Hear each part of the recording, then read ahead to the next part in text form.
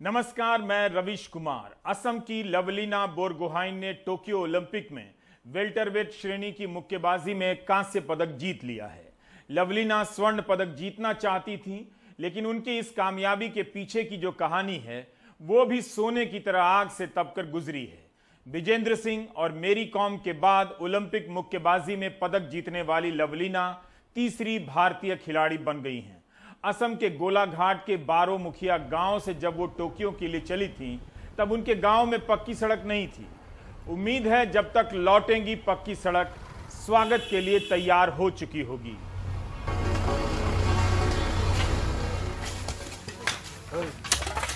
लवलीना बोरगोहाइन का घर, उनका गांव कितना पिछड़ा हुआ इलाका है, इसका अंदाज़ा आपको तब लगेगा जब आप ये सड़क को देखोगे। ये सड़क जो अब बन रही है, ये सड़क कच्ची सड़क है। ये कच्ची सड़क ही उनके गांव तक जाता है और इसी कच्ची सड़क में साइकिल चला के हर दिन कई घंटों तक साइकिल चला के अपने मुआ थाई और किक बॉक्सिंग की ट्रेनिंग करने के लिए लवलीना बरपथार जाती थी और इसके बाद गेम्स जो मैचेस होते थे उसके लिए आगे गोलाघाट जाती थी। अब जब लवलीना ने एक मेडल जीता है देश के लिए, सरकार और गांव वालों मिलके इस बार इस सड़क को ठीक कर रहे हैं। एक वार फुटिंग में अब काम चल रहा है, क्योंकि गांव वाले ये चाहते हैं कि जब लवलीना फिर गांव में लौटे एक ओलंपिक पदक के साथ, एक ओलंपिक मेडल के साथ, तो एक अच्छी सड़क से वो आए और ये गांव वालों की तरफ से, इस इलाके के लोगों की तरफ से एक उपहार होगा, एक गिफ्ट होगा। बात करते हैं यहाँ के लोकल हैं। आपका क्या नाम है? मेरा नाम है संजीव बरुआ है, संजीव कुमार बरुआ है। संजीव जी, ये बताइए, ये जो काम है चल रहा है अभी, ये काम मैं देख रहा हूँ कि एक मतलब वार फुटिंग में काम चल रहा है, बहुत तेज़ी से आप कर रहे हो, आप लोग गांव के लोगों ने हाथ बटाया है इसमें। ये क्यों चल रहा है? ये रास्ता इतना इस तरह से क्यों बना रहे हो? हमारा जो बेटी है ना, आसाम का जो छूता बेटी है लवलीना आएंगे, इसीलिए हम लोग सब मिल के ये रास्ता बना रही है। अब इसका साथ भी हमारा लोकल जो एमएलए है ना विश्वजीत, वो भी हमारा साथ दे रहा है। अभी हमारा जो बेटी है हमारा लिए इतना कुछ कर रहा है, लेकिन इसके लिए तो हमारा कोई बनती है ना, हम कुछ कर सकते हैं। जरूर बनता है, देश का बनता है, सब लोगों का बनता है। एक इतिहास रचा है लवलीना ने। मगर अगर बरपथार की बात करें, एक बहुत ही पिछड़ा हुआ टाउन है असम का, बारो मुखिया गांव जहां से वो आती है। हाँ, बारो मुखिया गांव, तो ये बहुत ही पिछड़ा हुआ गांव है। इतने साल क्यों लगे इस गांव में एक रास्ता ठीक तरह से बनने के लिए? मिट्टी का रास्ता हुआ करता था। जब बरसात होती है, असम बाढ़ के लिए प्रसिद्ध है, जब बरसात होती है क्या हालत होती है रास्ते? इसलिए रास्ता और इसका ठीक करने के लिए लोकल एमएलए का हाथ बहुत जरूरी है। लेकिन पहले जो एमएलए था ना, इसका नज़र यहाँ पे नहीं पड़ा। अभी लवलीना जो मेडल लिया ना, इसी टाइम में सरकार का हाथ, सरकार का दृष्टि यहाँ पे आ रहा है बरपथार में। अभी सारा आसाम का जितना माने मिनिस्टर एमएलए जितना है, सबका दृष्टि यहाँ पे है अभी। तो इन्होंने जैसे कहा कि दूर दराज का इलाका है, एमएलए मिनिस्टर की कभी निगाह नहीं पड़ी, मगर लवलीना के लिए अब सबकी निगाह है, पूरे देश की निगाह है। बरपथार में है, सबकी निगाह है, बारो मुखिया गांव पे है। 2020 में लवलीना को अर्जुन पुरस्कार मिला। कम बड़ा पुरस्कार नहीं था, तब भी उनके गांव में पक्की सड़क नहीं बनी।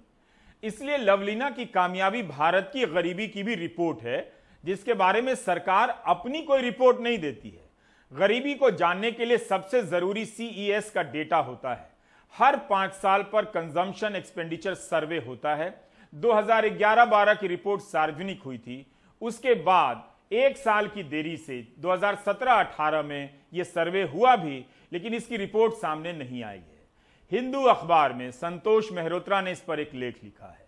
तो गरीबी और अभाव के बिना लवलीना की बात आप नहीं कर सकते हैं, क्योंकि अर्जुन पुरस्कार के समय जो 15 लाख रुपए मिले वो मां की किडनी के इलाज पर खर्च हो गया। मैच से पहले हमारे सहयोगी रतनदीप ने लवलीना बोरगोहाइन के पिता टिकैन बोरगोहाइन से बात की, तो गरीबी के साथ उस समाज का चेहरा भी सामने आ गया जो धीमे धीमे ताने मारते रहता है कि 3 बेटियां हैं।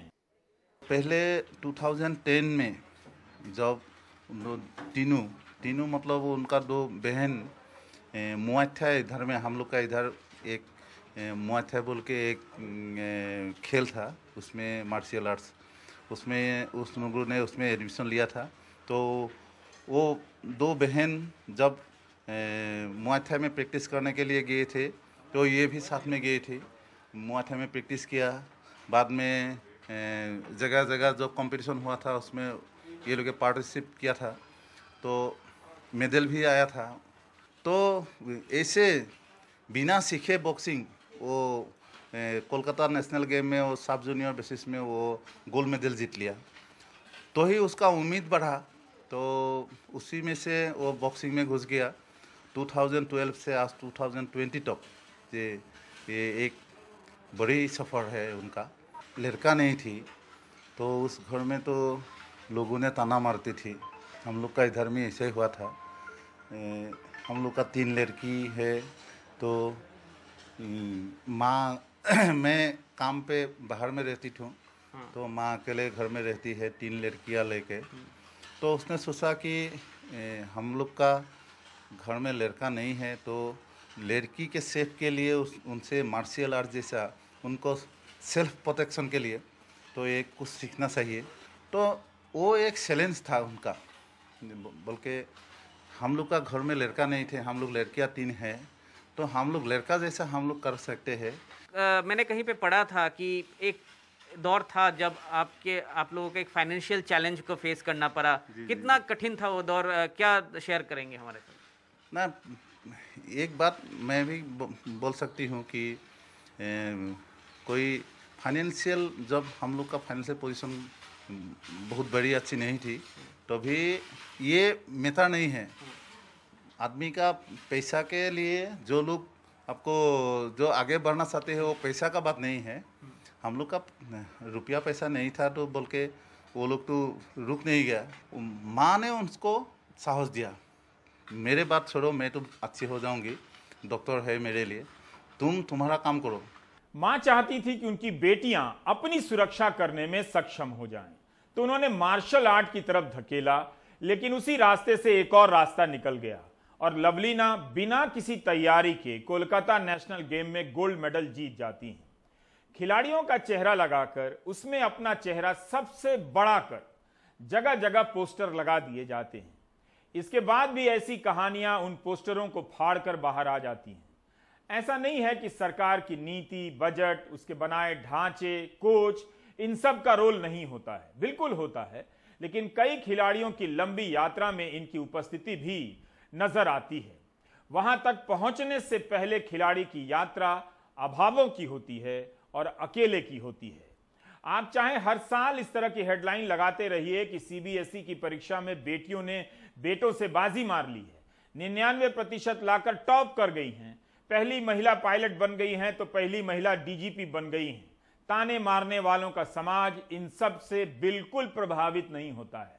चुपचाप दहेज लेने की प्लानिंग में लगा रहता है और तय करता रहता है कि लड़कियों को क्या पहनना चाहिए। उसकी चतुराई देखिए, ट्विटर पर इंडिया इंडिया कर रहा होगा, घर में जाती जाती भीतर भीतर किसी मां को ताने मारता रहेगा कि बेटी हुई है।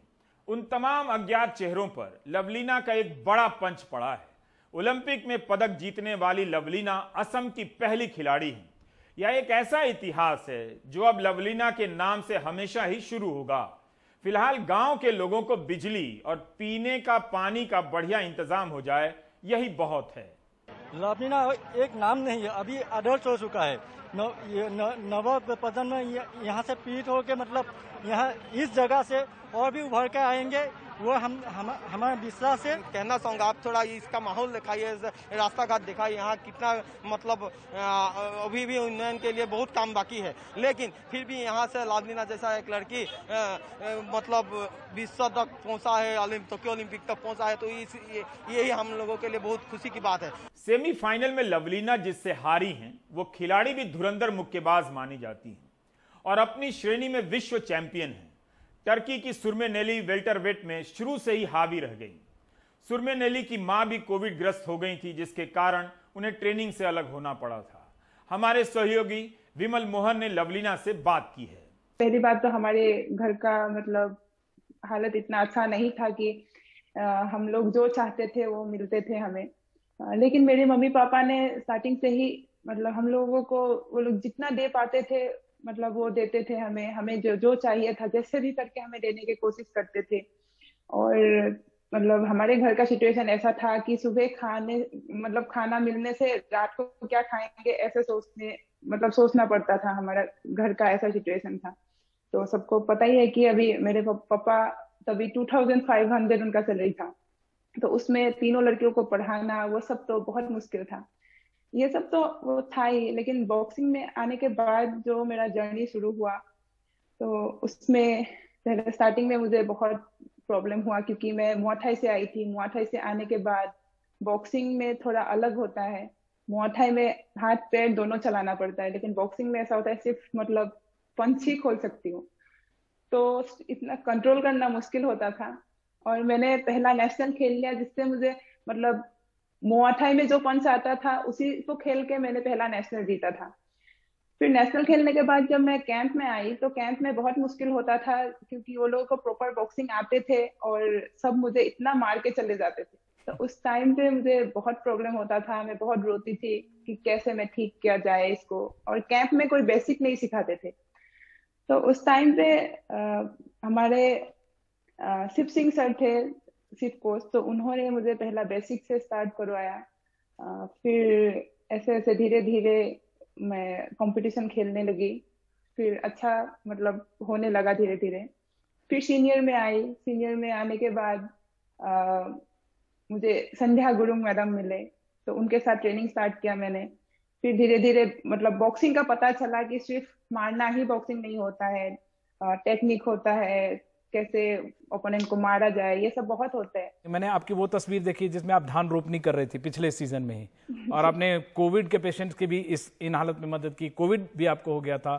आपकी मदर को लेके वो कह रही थी, लीमा से मेरी काफी बात हुई, उन्होंने कहा कि काफी ताने हमें दिए जाते थे और इसका हमें बड़ा दुख है कि बेटा नहीं है। जी हाँ जी, ये तो पहले से ही होते थे। पहले लोग बोलते थे कि मतलब मेरे मम्मी पापा ने पिछले जन्म में कुछ बुरा किया था, इसीलिए मैं मतलब लड़की हुई। बचपन से ही लड़की होने के वजह से लोग ताना देते थे घर में मम्मी पापा को कि ये क्या करेंगे बड़े होके।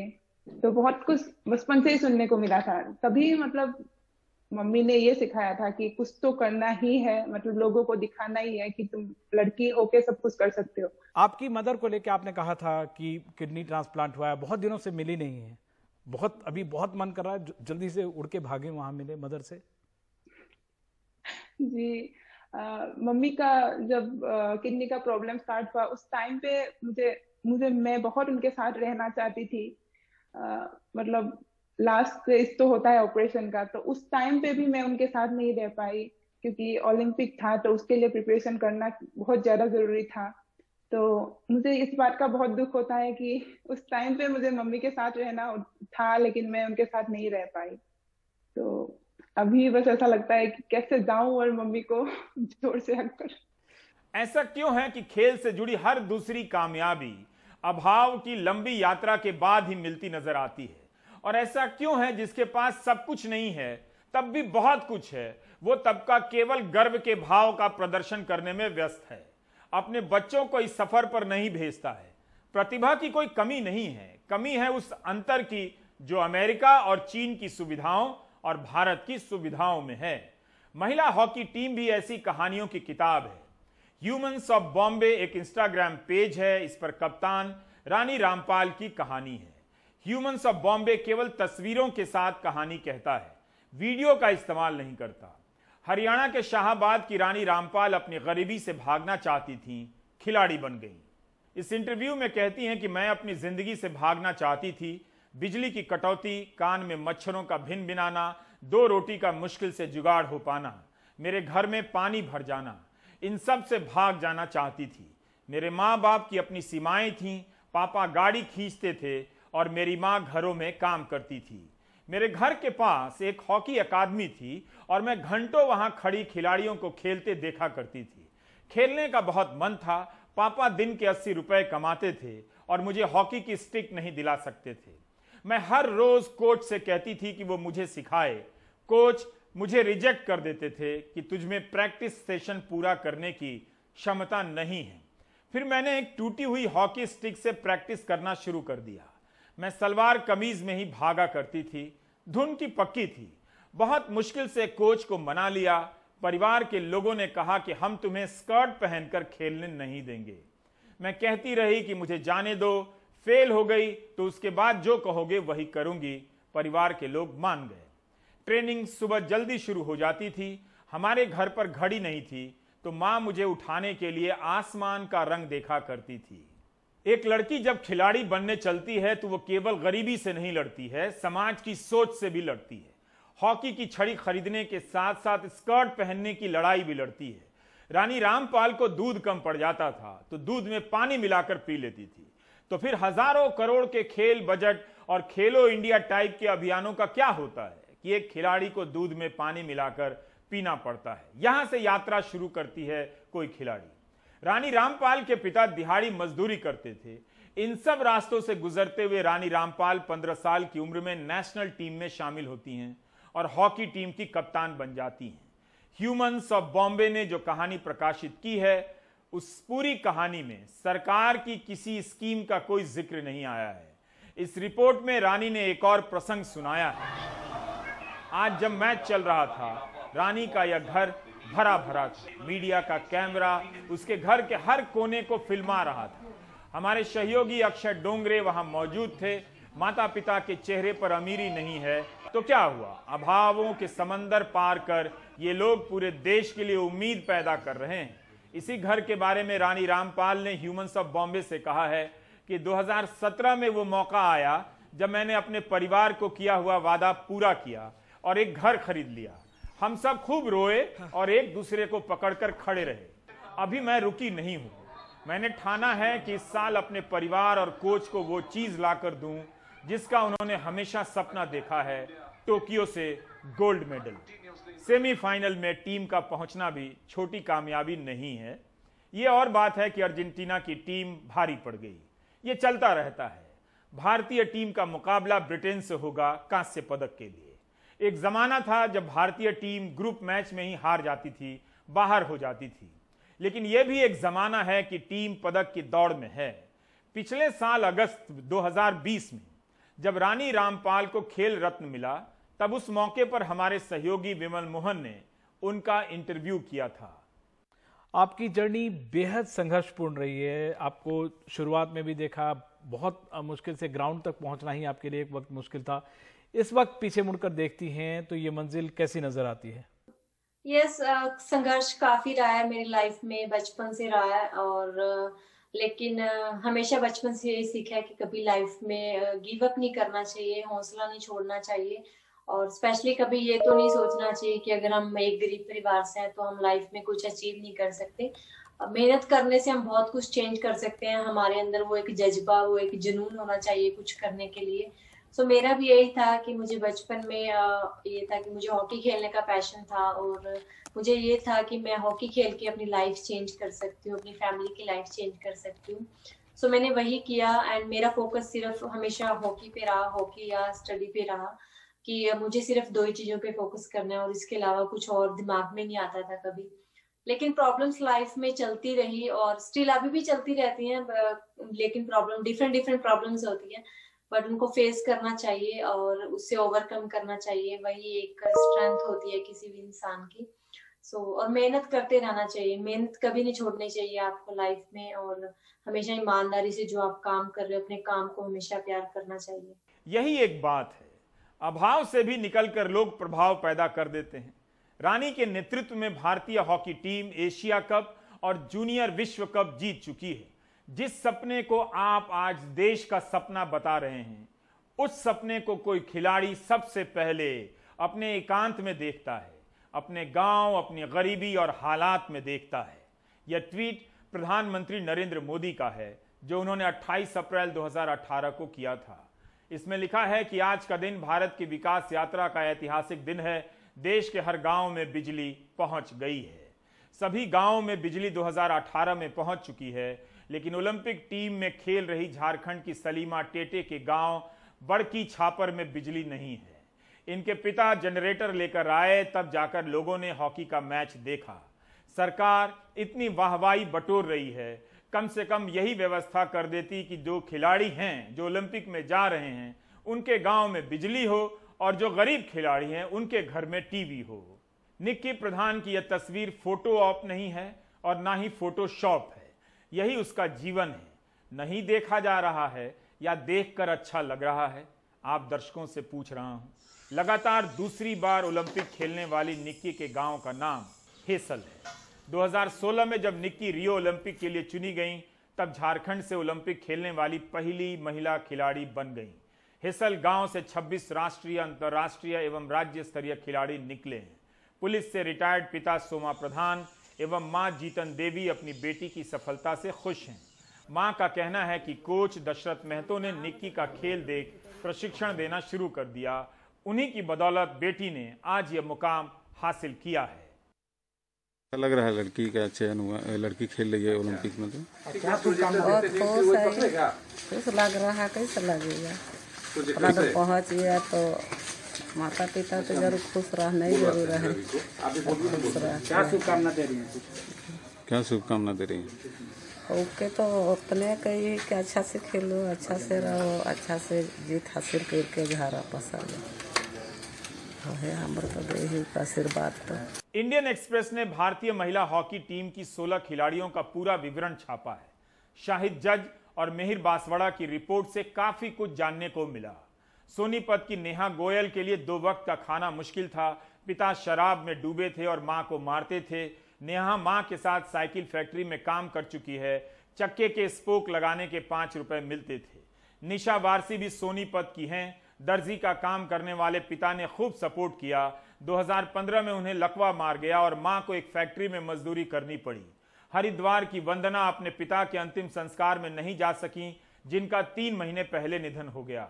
मिजोरम की लालरेम सियामी उस जिले की हैं जहां इन दिनों असम और मिजोरम के बीच विवाद छिड़ा हुआ है। सियामी अंग्रेजी और हिंदी नहीं जानती हैं। मिजोरम की पहली महिला खिलाड़ी हैं जो ओलंपिक में जा रही हैं। सुशीला, दीप ग्रेस, एक्का, मोनिका, शर्मिला, नवजोत, सविता, हर किसी का जीवन अपने आप में उपन्यास से कम नहीं और इनकी कामयाबी किसी कविता से कम नहीं। पीवी सिंधु भारत की पहली महिला खिलाड़ी हैं जिन्होंने लगातार 2 बार ओलंपिक में पदक हासिल किया है। बैडमिंटन में कांस्य पदक जीतने वाली पीवी सिंधु भारत आ चुकी हैं और उनका जबरदस्त स्वागत किया जा रहा है। पीवी सिंधु के शानदार प्रदर्शन में उनका रिप्ड जींस पहनकर मंत्रियों से मिलने आना भी एक नई कहानी जोड़ रहा है। उत्तराखंड के पूर्व मुख्यमंत्री तीरथ सिंह रावत ने फटी हुई जींस पर टिप्पणी की थी।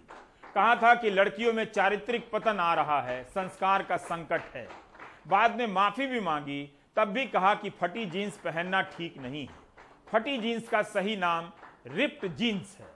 जिस देश में हॉकी खिलाड़ी रानी रामपाल को हॉकी खेलने के लिए स्कर्ट पहनने की मानसिकता से लड़ना पड़ा, उसी देश में सिंधु रिप्ड जीन्स, जिसे नेता फटी हुई जीन्स कहते हैं, पहनकर आपके सामने हाजिर है। हो सकता है सिंधु ने यूं ही पसंद से पहन लिया हो, लेकिन इस मौके पर उनका रिप्ड जीन्स पहनना सामाजिक बंदिशों को उधेड़ रहा है। विमल मोहन ने पीवी सिंधु से बात की है। बहुत खुश लग रहा है सर। ब्रॉन्ज मेडल लेके आई हूँ, तो I am very proud and also definitely the whole country, क्योंकि उतना इजी नहीं है बैक टू बैक ओलंपिक्स में मेडल लेके आना। 2016 में बहुत अलग था और अभी टोक्यो में बहुत अलग है, क्योंकि वो प्रेशर, वो एक्सपेक्टेशंस बहुत ज़्यादा है। तो डेफिनेटली बहुत इम्पोर्टेंट था मेरे लिए कि मैं बस हैव टू बी काम and composed and just give my best. Sindhu, आपके पास जो 4 प्लेयर हैं ऐसे सिर्फ दुनिया में जिन्होंने बैडमिंटन में डबल जीता, सुशील सिसांटी के उस लीग में भी आप आ गई हैं। बस 4 लोग किया था, तो डेफिनेटली बहुत अच्छा लग रहा है वो सुन के, क्योंकि इंडिया में से मैं I am the first women to get the individual medal, 2 medals back to back. तो डेफिनेटली ये एक मेरे लिए एक मोटिवेशन है, and I think that motivation will definitely help me to achieve a lot more and work more harder. Sachin Tendulkar ने कहा था कि आपका कोर्ट का बिहेवियर, आपको जो इस मैदान का बिहेवियर है, आपको स्टार बनाता है। ऑफ द कोर्ट बिहेवियर जो होता है वो आपको सुपरस्टार बनाता है। आपने जब मरीन से जब आप हारी थी तब भी उनको जाके आपने पिक किया था। आज ताइजू ने आपके बारे में, जिससे आप हारी, उन्होंने आपके बारे में बहुत अच्छी स्टोरी लिखी है कि हारने के बाद सिंधु मेरे पास आई और कंफर्ट मुझे दिया। ये कितना बड़ा कॉम्प्लीमेंट है आपके लिए? डेफिनेटली वो जब मैच हारने के बाद एक प्लेयर का फीलिंग्स क्या होते हैं हमको पता है। तो मैच होने के बाद वो बहुत अपसेट थी, तो मैंने सोचा ठीक है जाके मतलब हार्ड लक बोलेंगे, और मैंने उनसे बात किया क्योंकि वो पता रहता है कि वो कितना हर्ट होता है हारने के बाद। तो मैं बस उनको यही बोला कि तूने अच्छा खेली है, it's okay, I mean it happens, I mean winning and losing is part of life, तो it's okay, just be strong and just be happy, क्योंकि सिल्वर मेडल मिला and just be happy. I mean कभी कभी होते रहते हैं कि कभी कभी हार जाता है, तो you just have to be just it's okay. I mean there is always the next day, there is always every day is a new day. तो ऐसा बोल के मैंने थोड़ा उनको बोली थी, तो she was feeling better.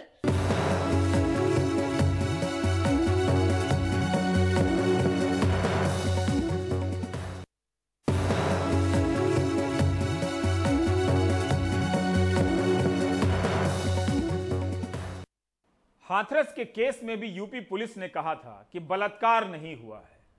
Delhi में कथित रूप से हुए बलात्कार के मामले में दिल्ली पुलिस यही कह रही है। हो सकता है दिल्ली पुलिस सही हो, लेकिन ये घटना हाथरस से कई मामलों में मेल खाती है। हाथरस में पुलिस के पहरे में पीड़िता का अंतिम संस्कार कर दिया गया। दिल्ली में परिवार का कहना है कि उनकी जानकारी के बगैर 9 साल की बच्ची का अंतिम संस्कार कर दिया गया। 4 लोग गिरफ्तार हैं। मुकेश सिंह सेंगर की रिपोर्ट देखिए।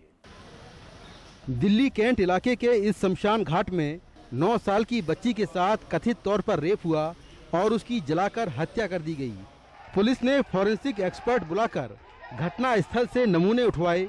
आरोपी पुजारी राधेश्याम, लक्ष्मी नारायण, कुलदीप और सलीम के कमरों से उनके कपड़े जब्त किए और वाटर कूलर निकालकर उसकी फॉरेंसिक जांच करवाई। यहाँ से कपड़ों को जब्त करने के बाद उनको फॉरेंसिक जांच के लिए भेजा गया है, जिससे साफ होगा डीएनए मिलान के बाद कि क्या बच्ची के साथ रेप हुआ था। इसके अलावा पुलिस का ये कहना है कि जो आरोपी हैं उनका नार्को टेस्ट और पॉलीग्राफ टेस्ट कराया जाएगा, जिससे ये साफ हो पाएगा कि उन्होंने उस दिन वारदात के दिन क्या कुछ किया था। शायद कोई बात निकलकर सामने आए। बच्ची के घर वालों ने आरोप लगाया था कि रविवार की शाम जब बच्ची शमशान घाट में पानी भरने गई थी तब वहां उसकी मौत हो गई थी और पुजारी ने जबरन बच्ची का अंतिम संस्कार करवा दिया। घर वालों का आरोप है कि बच्ची के साथ रेप हुआ और फिर उसकी हत्या कर दी गई। पुलिस का कहना है कि एफआईआर लिखवाते वक्त घर वालों ने रेप और हत्या की बात नहीं कही थी, तब उन्होंने करंट से मौत की बात कही थी। बाद में जब उन्होंने नया बयान दिया तब हत्या, रेप, सबूत मिटाने और SC/ST एक्ट के तहत केस दर्ज कर लिया गया। सभी आरोपी गिरफ्तार कर लिए गए। आरोपियों ने भी बताया कि बच्ची की मौत करंट से हुई है। वाटर कूलर की फॉरेंसिक जांच से पता चला कि उसमें करंट आ रहा था। बच्ची के अधजले पैर मिले, उनके पोस्टमार्टम से कोई नतीजा नहीं निकला। आरोपियों के कमरे से उनके कपड़े जब्त किए गए हैं, जिनकी डीएनए जांच होगी। आरोपियों का पॉलीग्राफ और नार्को टेस्ट कराया जाएगा।